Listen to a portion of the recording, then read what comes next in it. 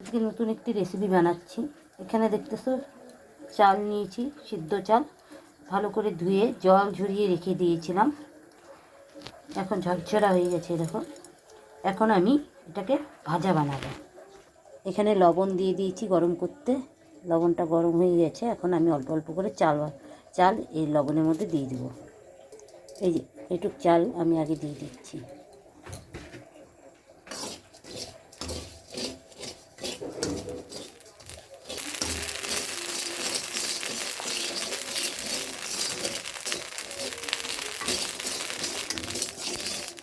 দেখো বন্ধুরা কি সুন্দর ভাজা হয়েছে। এটা হয়ে গেছে, এখন নামিয়ে ফেলবো। ছেলেগুলো এরকম খাবে না, ও তেলে ভাজাটা খাবে, তাই তেলে ভাজাই বানাতে হবে। লবণ দিয়ে ভাজতে বলে খাবে না। কড়াইতে সাদা তেল দিয়ে দিচ্ছি। তেল গরম হয়ে গেছে, এখন আমি অল্প অল্প করে চাল দিয়ে দিচ্ছি।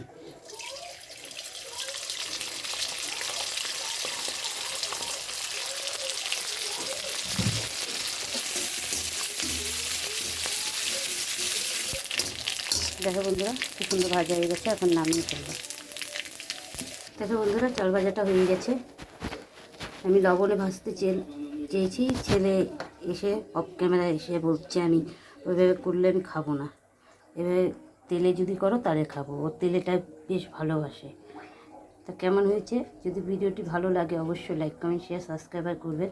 মা লক্ষ্মী কিচেন আরও নতুন নতুন এরকম রেসিপি দেবে। এই বলে ভিডিওটি এখানে শেষ করছি। আপনারা বাড়িতে এভাবে তেলে ভেজে খেয়ে দেখবেন, বেশ ভালো লাগবে।